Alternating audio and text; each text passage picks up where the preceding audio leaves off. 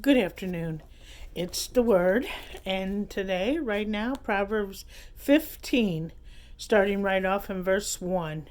A soft answer turns away wrath, but a harsh word stirs up anger. So we definitely need to be careful what we say because, that's how fights and arguments get started. Some of the things that we say to one another. Verse 3. The eyes of the Lord are in every place, keeping watch on the evil and the good. God knows what's going on, folks. He's always, keeping track of everything. We can't hide from Him. Nothing we do is hidden. Nothing we say is hidden. So that's why we want to be careful what we say, what we do. Well, that's why we're all learning. I cannot say it enough that it really does help you with the word. And we're going to find out right here, verse 6, the house of the righteous, there is much treasure. And verse 13, a merry heart makes a cheerful countenance. That merry heart also has a continual feast, it says in verse 15.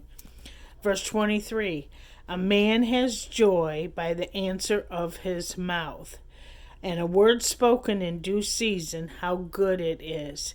So there you go. It just says right there so many things that come out of our mouth.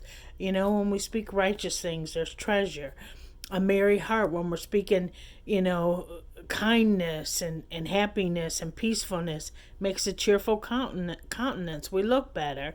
We feel better. And when you have the answer for someone in due season, you may be just the person that other person needs right now. You may just say the right words. We don't always know what someone is going through, so it's very important to consider that, we don't know for sure what they're going through. So I'd rather, lean on the kind side and encourage someone because that will help them. And then in return, it also helps us. So, verse 28, the heart of the righteous studies how to answer. That's kind of why we're doing this, It's why I study the Bible. There's so many things in the Bible that tell me how to do things, not to gossip, to be humble, not to be prideful, how to forgive. Forgiveness is not always easy, and it doesn't mean that you like what they did, but you forgive them because that's what God wants us to do. So sometimes living the Christian life is a little bit difficult. It's not always what the world would do. The world, sometimes people in the secular world sometimes say, well, I'm never forgiving that person, But God does want us to forgive. God said, "Revengeance is mine." So He will take care of it, and He will take care of us if we continually trust in Him. And in verse 29, the Lord hears the prayer of the righteous. So when we're doing things right, the best of our ability, we're not always going to, it doesn't mean we're perfect, and we're not always going to do the right things every single day. Well, I certainly don't.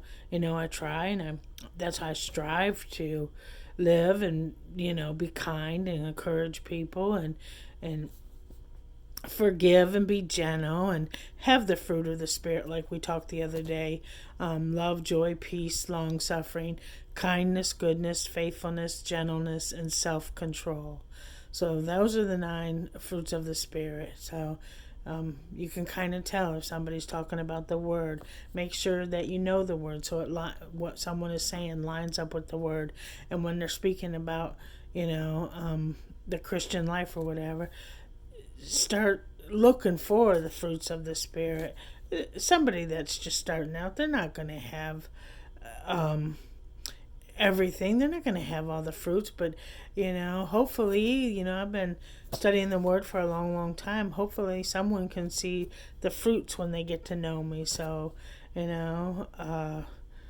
because the fruit of the Spirit is what we're striving for to have as a Christian. So once again, that was Proverbs 15. We're just doing a quick recap. So go ahead and have a lovely day and love while you can. Bye-bye.